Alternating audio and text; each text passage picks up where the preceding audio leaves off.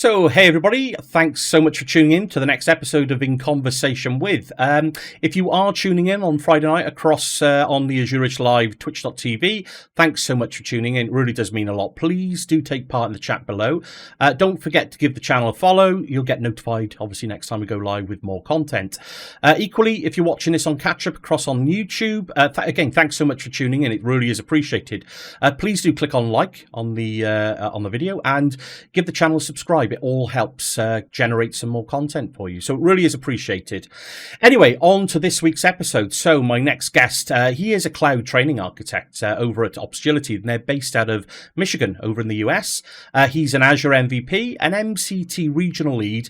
He's also the co-founder of the Midwest Azure and M365 user group. So on that note, I'm so thrilled to welcome my next guest on In Conversation With, Captain Hyperscaler himself. It's Mr. Dwayne Natwick.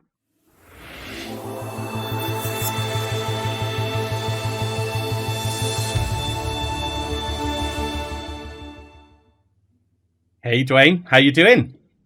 Hey, John, I'm doing well. Thanks for having me.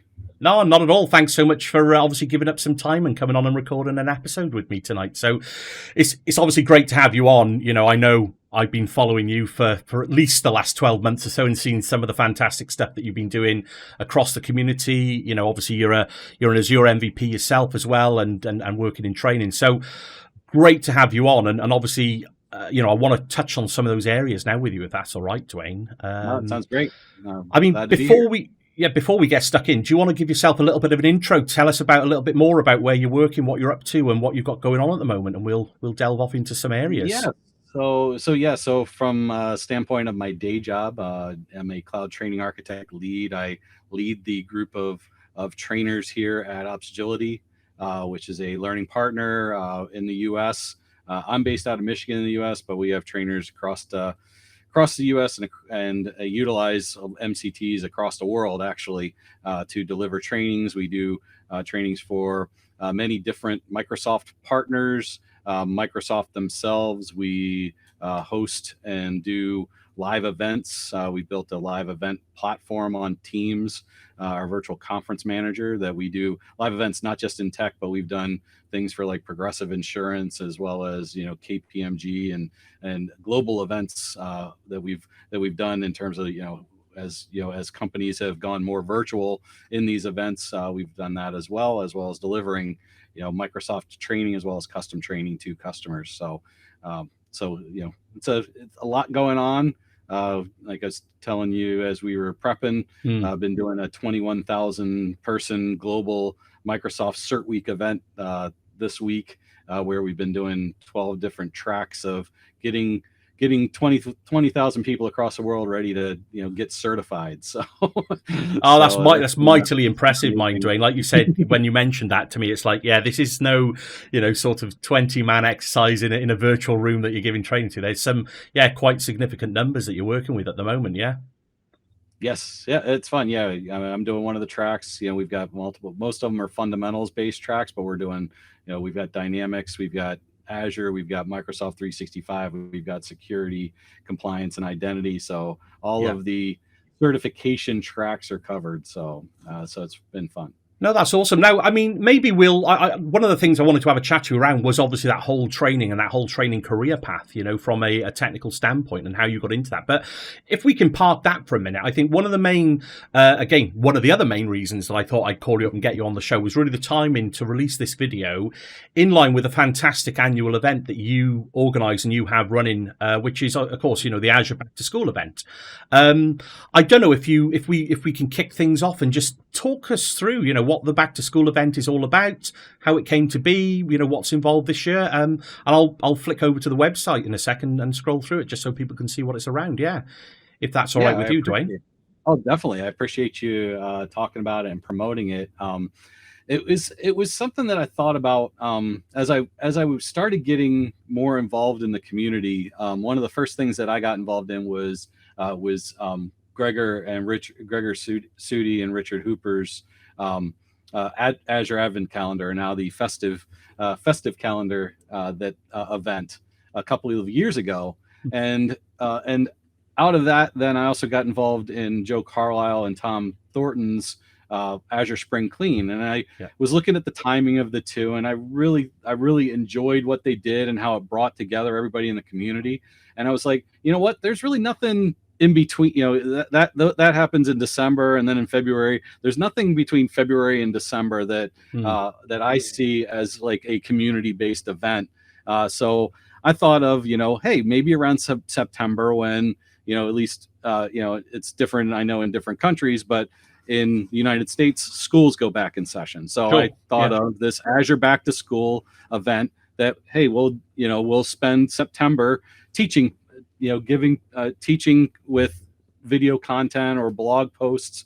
And that was really where it came about. And the response was great. I had plenty of participants my first year, which was last year, in providing content. And then as I was thinking about this year, I was trying to again keep up with Gregor and Richard in kind of rethinking a little bit of the direction of it all, and how to maybe take it even a step further, and thought of, hey, maybe this year we'll use some people, we'll ask some valued participants and MVPs that do generally gravitate to these types of events to present, and also ask them to maybe bring in and mentor somebody else that isn't as known to the community, and help them get their name and their voice out there as well. So that was kind of the intent of this year. And I think we've got some great speakers, great list of MVPs, and then as well a lot of additional new blood, so to speak, that people that wanted to participate but didn't know how to really get into it. And that's really what was the idea of how to go about things this year. And do you know what? It's a really, really fantastic event. And I caught it last year, obviously the first year that you did it. And it was great because it was, so every day you're kind of releasing a different piece of content. Yeah. Whether that be, like you say, a blog article, maybe a YouTube video of some variety. And I mean, I can see you've got them all here on the website now. So, I mean, I guess for anybody to get to it, if they want to browse to this URL, I guess all of those are links there. It's actually Azure. It's actually a little bit easier to remember than a GitHub IO, but it's azureBackToSchool.tech. TEC. Oh, there we go. So it's there. It's in the image there. So the URL that redirects to the GitHub site that I launched for this. Yeah. No, that's cool. Well, I'll stick all the links. This year we went fully with videos. Last year I kind of let them do both, but like I said, I wanted to get more voices out there, and more participation in the community, with some newer people that maybe others don't know as well, and get their names and voices heard. No, I mean, that's great. I mean, it's a really good idea, to be honest, Dwayne, because I think, in terms of, I'm just looking down the list now, and there's certainly a lot of names there that I recognise. And like you say, it's great to see so many people coming into the community at the moment. And like you say, they reach out, you'll have a chat with some people, and so much keen enthusiasm, I guess, going on at the moment. And this kind of platform is a great, almost no pressure to a certain extent kind of way of cutting your teeth if you really are new to doing this. And I believe it or not, I consider myself to be still very new to kind of doing this YouTube malarkey. Who'd have thought I'd be doing this a year on it. But it's great fun, I guess, isn't it? And it kind of fosters that community spirit. So that obviously that kicks off on the 1st of September. So when this video goes out, it would have kicked off a couple of days previous. So this is probably the 3rd of September that we're talking now, Dwayne, yeah? Wink, wink, nudge, nudge. Yeah. So, no, I mean, that's cool. So, I mean, the kind of feedback that you get from that then in terms of community, is it overwhelming? Do you have to turn people away, or are you managing to kind of cater for everybody there? How's that worked out for you at the moment? Yeah, as you'll see on the schedule, some days I have content doubled up, and that's because I made sure that everybody that submitted something, I did get multiples from some people. I really selected one topic from everybody, but everybody was accepted. So yeah, I didn't want to turn anybody away. People that want to from this event, the more the merrier. And for me, it's just as long as they get the videos to me up up so that I can get them uploaded onto my YouTube channel, or they use their own YouTube channel and get me a link. All the responsibility is for me is to get it posted on social media that day. And so that's really that's really what I'll be doing. Most of September is, I'll get as much scheduled pre the scheduled date as possible. But if I'm waiting on videos and a little bit, it might adjust a little bit. But that's generally last year went pretty well. Everybody was pretty good. I had a couple people that ran a little bit late, and I had to re-swizzle the schedule a little bit, but it went rather well. This year I have more participants than last year that wanted to do it. I used Sessionize and did a call for speakers last year, for this year. And last year, what I did more so was just more, people responding to me on LinkedIn and Twitter.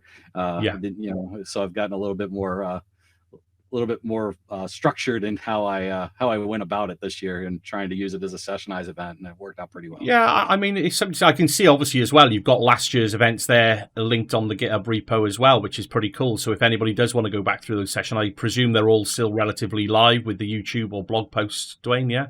Yes, they should be. Generally, unless somebody's archived their blog site, or was a video that wasn't on my YouTube channel, and they've archived it, then otherwise they would all still be active. Yep.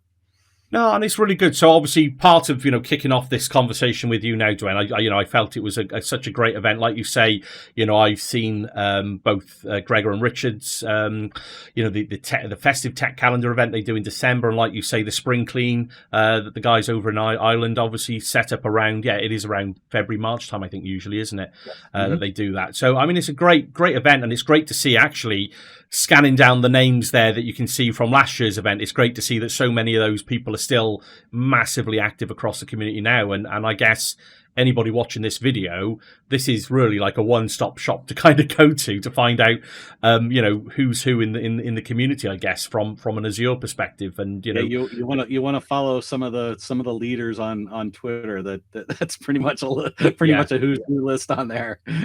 Yeah, absolutely. And those links of everybody's name actually goes to their Twitter handle. So it's very easy to just select on there and follow them if you like. No, absolutely. So, it's a really great event, and I'm looking forward to partaking myself this year. So, I know you got me down there for a day at some point in September, so I'm looking forward to getting that video sorted and obviously sent over to you fairly soon.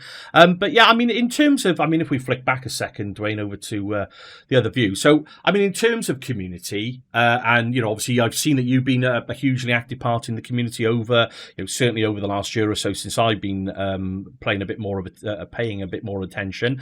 How do you find community yourself, Dwayne? What do you why do you do these things? What if somebody new was coming into the industry or turning to community for the first time, would there be any words of wisdom or bits of advice that you'd want to give those people?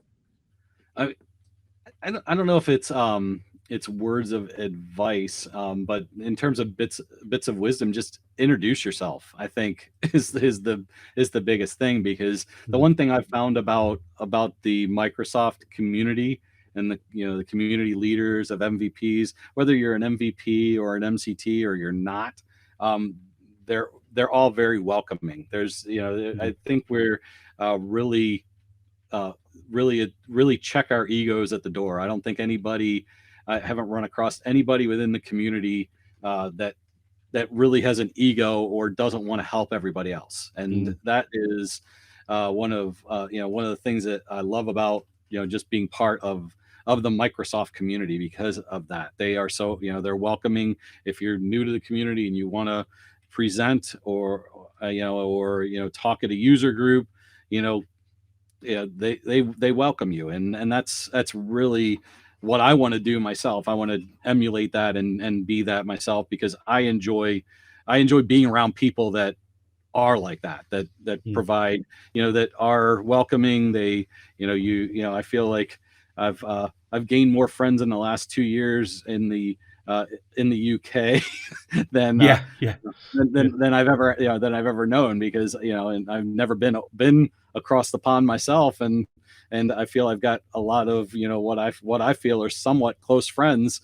just virtually through through Twitter and LinkedIn and speaking at community events and all of that. And that's just because everybody's just so welcoming, and that just makes you want to do more for the community as well, just because of the welcoming nature of everybody within the Cloud family. Oh, never a true word spoken, Dwayne. I think I felt a lot of that myself, over the last year or so. We're getting involved, and I think I joke with people now when we finally at some point get back to face, sort of events, whether that be the big events over in the US like Ignite or whether it be localized. I pity the bar that's in within a mile radius of that event, because I think it's such a, like you say, it's such an inclusive, fun. At the end of the day, yes, it's like anything, I suppose. I really like that bit that you pick up about checking your ego at the door, because look, let's face it, in tech, it's probably safe to say there are a lot of egos floating about the place, and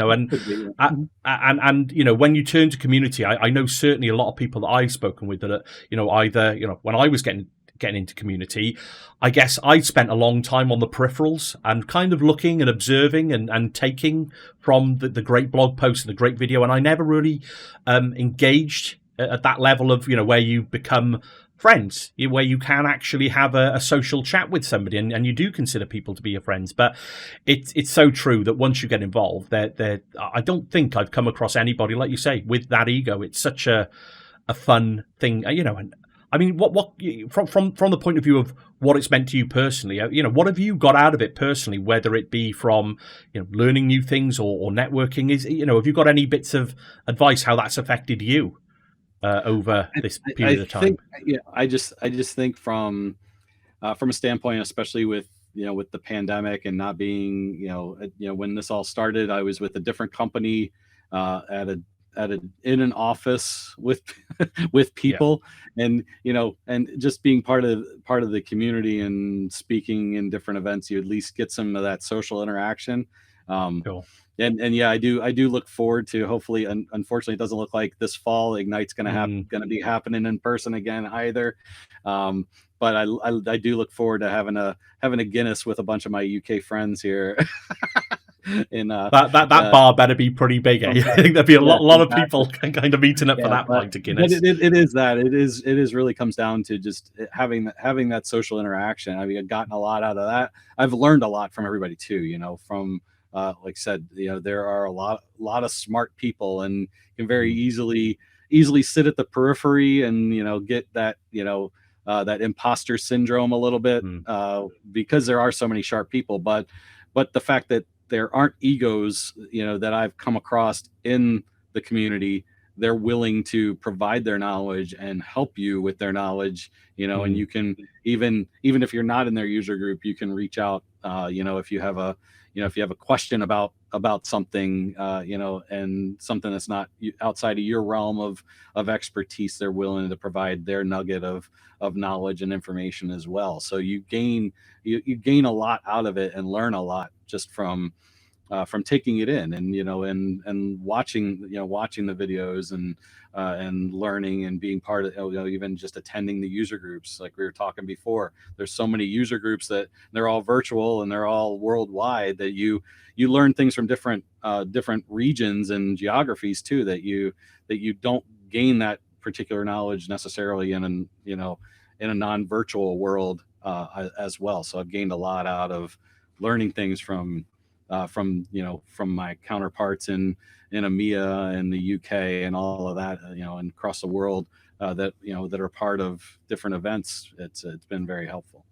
No, there's some great observations there, Dwayne. I think, like you say, when you say about there are a lot of sharp, intelligent people in the community, and it is very easy to kind of reel back from even trying to engage with people on that level, I guess, because of imposter syndrome, because I think everybody suffers with it. You stand by and watch somebody speaking or showing something, you think, my goodness, that's out of my league. And look, it happens to everybody, and I think that's such a clear thing to point out. And like you say, those people, in my experience as well, you reach out to them over Twitter or LinkedIn and say hello, and literally I've been so shocked how quickly people have got back to me, in this community, and it just seems to be just a way of being, and it's just so nice to see that actually, it is so true. Don't be afraid to jump on in feet first and get involved. Because I think the enthusiasm for doing that, I think it's fair to say I did it. I jumped in feet first almost from watching on the peripherals for a while, and the amount of support I've had from other community members, just kind of helping each other up, I guess, just showing what everybody else is working on is such a, it's a funny cliched thing to say, but it's a genuine thing to say. It's like very fulfilling, it's very nice, where you've got that group of peers across the pond, in different areas.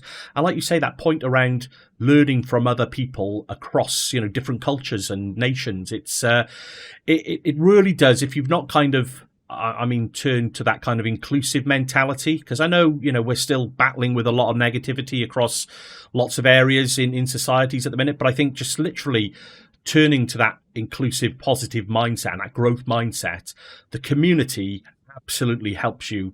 I don't know what your experience has been like, Dwayne, but for me, it's just helped you see the point of all of this, Yes. Because you get so much back, I guess, isn't it, for yourself? Yeah, exactly. You hit on it really. Yeah, it gets you, the community and the cloud family gets you away from all of that political negativity that's all over the place. Yeah. And really at this point tiresome. It is, but for the sake of keeping things positive, obviously, from the point of view of you're talking about these fantastic, clever, intelligent, brilliant people across the community. They got that knowledge somewhere, and most of the time they get that knowledge from some kind of training content and training providers like yourself, Dwayne. For me, can we switch tracks slightly and talk about that industry and what that's like? Because, a lot of the guests I've had on this show, we very much talked about keeping your skills up to date, in this such a fast pace of change society that we live in now with tech, and, working towards that next accreditation or certification and what that means in the day job. But it's very much been, focused on, that kind of either design, delivery, administration kind of viewpoint of somebody using the technology in business. I've not actually spoken with anybody about what it's like working in that training industry for tech. So I don't know, can you give me a few insights, Dwayne? Let us know, how did you get into training and what it meant for you and what it means for you now? Yeah, from a standpoint of how I got into training, I've always enjoyed being in roles where I could impart what I knew to others, meant whether it was mentoring somebody new to my team, or teaching new products and services. I spent many years as a product manager at a couple of different Microsoft CSPs in launching cloud services and things like that. So I've done a lot of that in the past, and launching those services and teaching people what I knew on that, as well as being, I was a solution engineer or an architect at one point prior to the cloud, installing client server networks and phone systems where I would architect and design those. And I always it was always about what I seemed to always enjoy the most was teaching others and talking to others about why we were doing things in technology and what the direction was. And a few years ago, I was working with a company that was getting to a point where I saw the fact that they were going to take another direction with their product and their marketing team. And I decided, I'm going to jump both feet in and get my certifications. And then from that, I started reading up on, what it took to be a Microsoft certified trainer. I'm like, this is probably a good idea, probably something nice to have, and I can, utilize this to teach more people around, Azure administration, Azure architecture, and all of that. And so I jumped into that. My thoughts were correct that my company wiped out our entire marketing department in one swoop after I'd been with the company for 13 years. And then they said, well, if you want to stay here, here's your severance package. We're going to have new jobs opening up in marketing next week if you want to apply for your position again, essentially. Yeah. And I was like, I'll find somewhere else. Thank you. And caught on with another CSP. And one of the things that they were very happy that I was an MCT, because they were just moving into public cloud. They were a private hosting company, moving into the public cloud, and they gave me the opportunity to start teaching and start training the cloud engineers and cloud architects on getting certified in Azure, and I really enjoyed it. And during that time, I started doing some on-demand content for Opsgility as well, just in my free time. And then they offered me a full-time position. So I felt, what I was enjoying most in my current job was doing that training, was those weeks that I was sitting in a training room and teaching these engineers, Azure administration or Azure security, and getting them certified. And so I got the opportunity to do that. And it was right on the front end of the pandemic. So they were shifting from being an in-person training facility completely. Opsgility would just go on site and into a virtual only training company. And which has been quite the challenge. As you know, there's a lot of inexpensive and free content out there on demand for getting certified.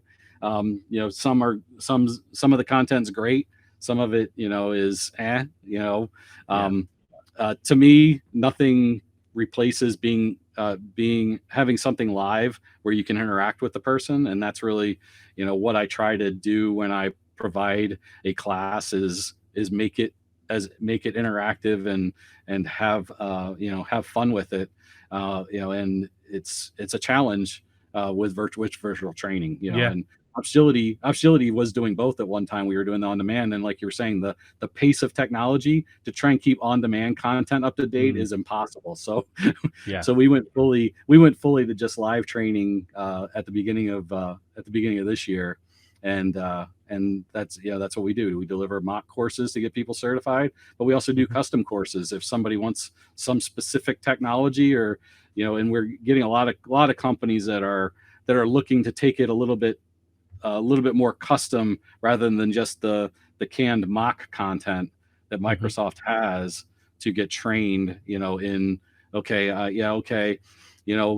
to learn about Microsoft security, but we really want to know how to administer devices with Intune and updates, so we'll develop content specific to that. And we have our own lab environment that we develop our own labs. So there's hands-on labs and hands-on working in a sandbox type environment. So they don't have to work in their own production environment. And we just close it out when we're done. And we build a lot of challenges that also avoid, take that a step further, rather than step-by-step labs, to make them think about how am I going to architect this, and what technologies do I actually need? So those are really fun. Especially, I love writing them.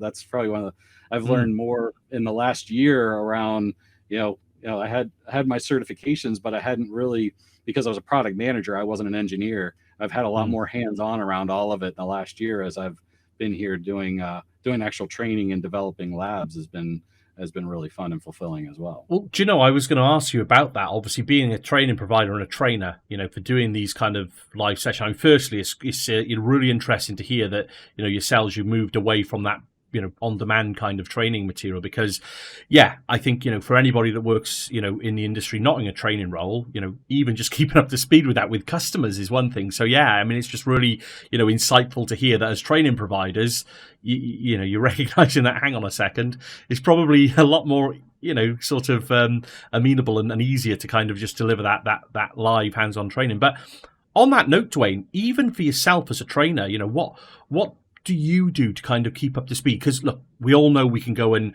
study for exams and kind of go through the Microsoft Learn modules, get hands on ourselves in the portal. But I mean, how do you manage that? When you're delivering a new syllabus or a new piece of course material, how do you find that as a trainer? Are there any hints or tips or gaps or ways that you work, Dwayne? Usually it is, before I teach a class. Obviously, if it's a Microsoft certified class, I generally have to be certified on it, so I have to go in and do my own work to Yeah. to get to that certification. One of the interesting things though was that with I teach a lot of the security classes, and when I first taught the SC 200 class, which is very heavy in Azure Sentinel, I actually Hmm. taught the class before I had the certification because I had the AZ and the MS 500, Sure.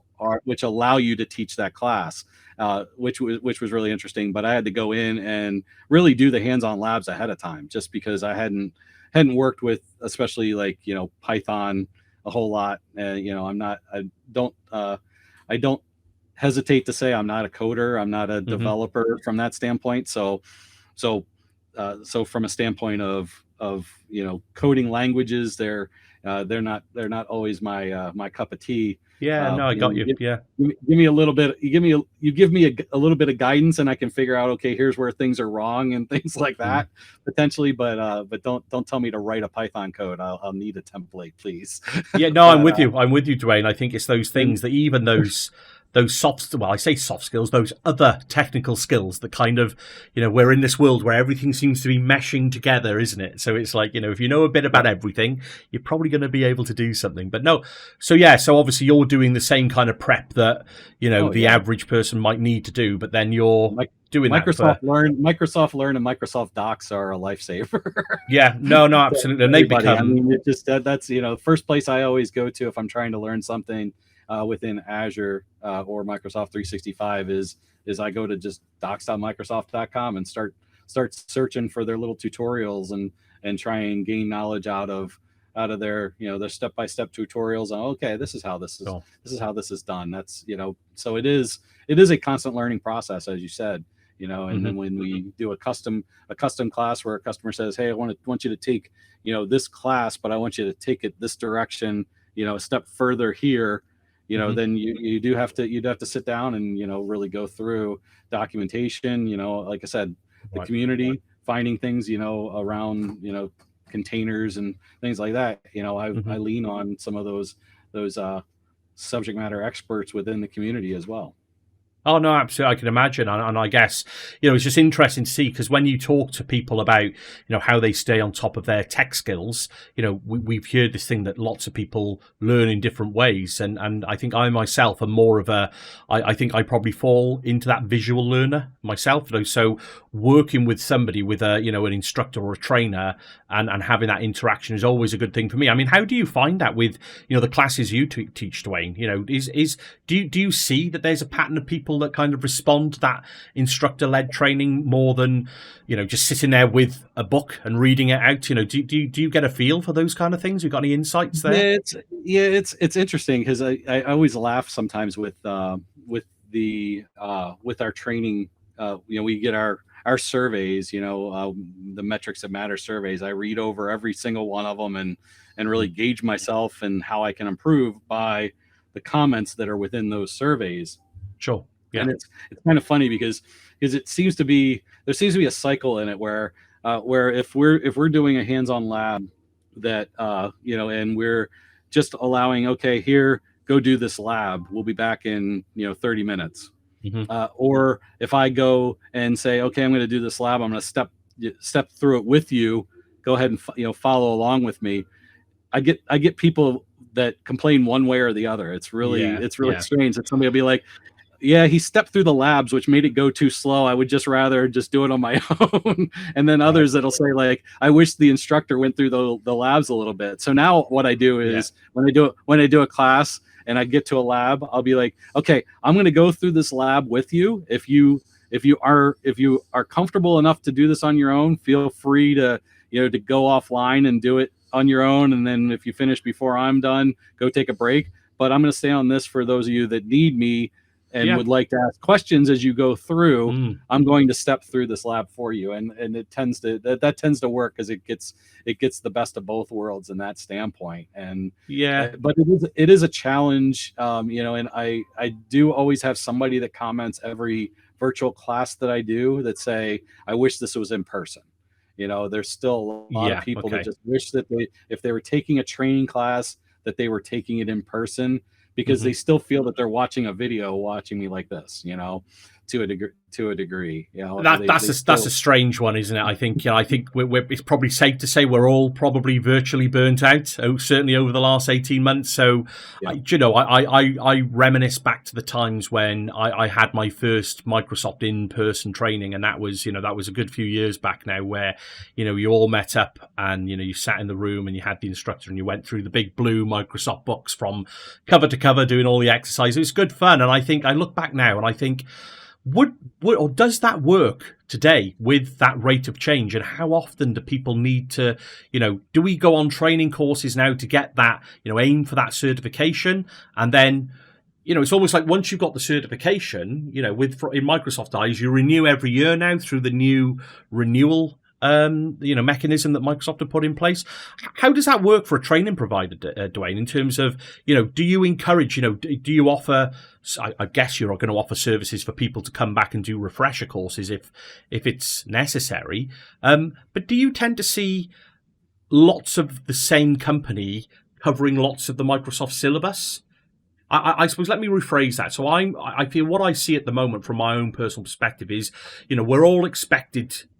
The expectation is to know a lot more than possibly we're used to traditionally. Is that probably a fair way to say it? So, yeah. In terms of when companies engage you guys as a training provider, do you see that companies are very much segmenting their staff into specific roles, like the Azure certification roles, or do you see the same people turning up doing multiple, quite broad range of certs? Because you see lots of people, and I myself, I've done a very broad range of certification, and do I use every bit of that on a day-to-day basis? No. So by the time I come to use it, odds are I've done the certificate, year 2, 3 years ago, but my knowledge needs to be refreshed. What do the training providers see around that? It depends. It depends depending on how really around the company structure, because we do a lot for different Microsoft partners, and I will see, and like I said, I generally teach on the security and infrastructure type track, and probably more so security than others. We have other guys on our staff that do more of the administrator and architect. Being the lead, I have other responsibilities, but I like teaching the security classes. And I've had the same people multiple times in different security classes.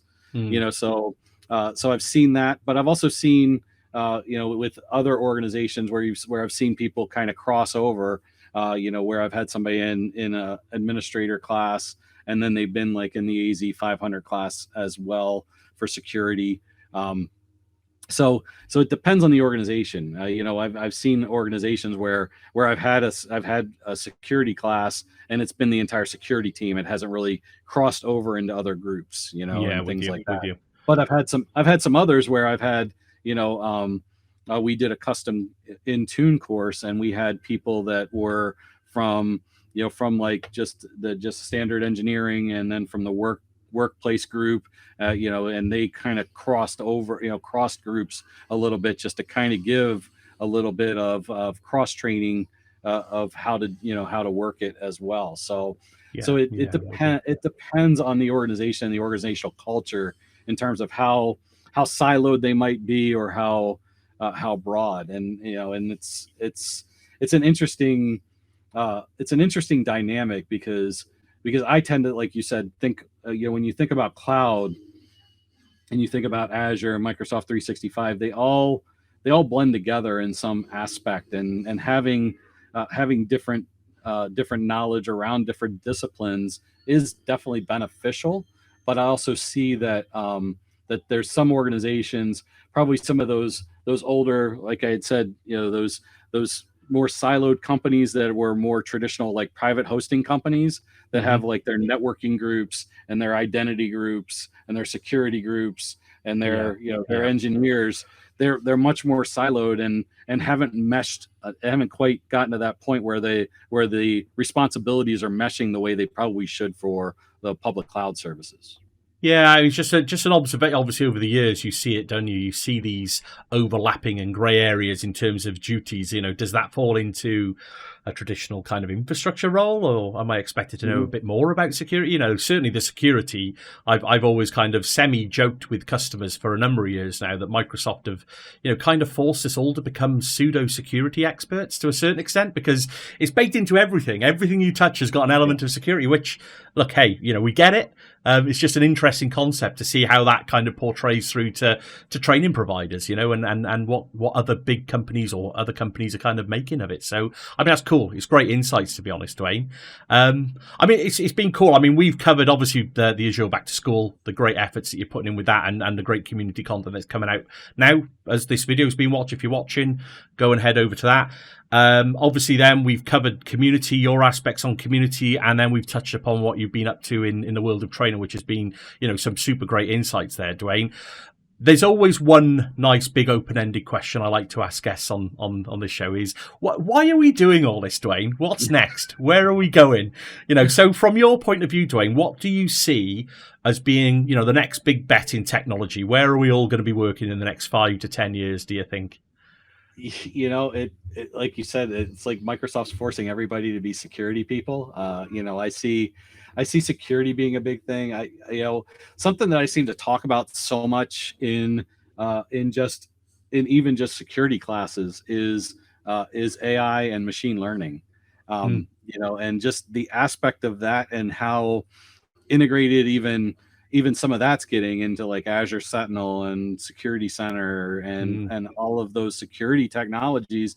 I seem to almost talk about AI and machine learning around those technologies more so than I do in terms of security operations and investigating yeah. type things. So I think that's a cool direction to head in, and to learn about. It's something that when I teach an AI class, whether it's AI fundamentals or the AI engineering class, that class is it's somewhat easy to teach because it's relatable to everybody, right? We all Mm, we all have some sort of AI conversationalist within our our own yeah. house, Yeah. right? Yeah. That we're utilizing. So I see that as a big thing. Obviously, data and IoT is something that I haven't, from an IoT perspective, haven't quite grasped that and worked with that myself a whole lot, because there's a lot of developer knowledge that needs to go into that. But like I said, Yeah. I think Sure. I think I think just the way Microsoft's tying the AI and the machine learning into everything, Mm, it just seems like that's a good path to start understanding and learning about, and how that ties into your infrastructure automation and security automation and all of that. It all ties into that whole machine learning graph that Microsoft has on the back end of just about everything right now. So, and like I said, it's a fun thing to talk about.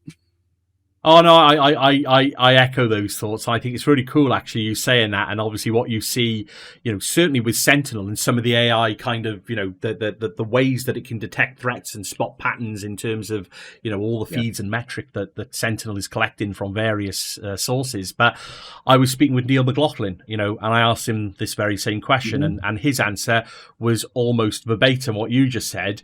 But obviously, from an AVD perspective, it'll be cool when machine learning and AI is built in, so that now provisioning desktops for users is all That'd be driven nice. from and it's great to see that you start to see, asking around the industry and the community, that these kind of patterns still seem to be the case. That everybody seems to be looking towards that AI ML as the place to be, and yeah, IoT, get into it, Dwayne, is such a fun area. I mean, that's certainly an area I've been dabbling with. If you haven't spotted across the Yes, I socials, have seen. I've it's seen some of that. it Yes. it's and again, back to the point around community. There's some absolutely superb people across the community in that space as well. But Dwayne, this has been a super fun chat. Really, really can't thank you enough for coming on and saying hello to me and having this chat. I mean, before we call it, are there any other little words of wisdom you'd like to drop in?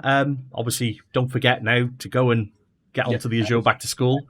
As you're back to school.tech, keep on it every day. One or two different contributors will be on there. So follow on social media. I'll have the hashtag Azure Back to School running throughout the month. So yeah, looking forward to that. And feel free to reach out to me at any time if you are thinking about getting certified and what path you want to head on. I'd love to talk to people and mentor people down their path to certification. As the background says, proud to be certified. Proud to be certified indeed.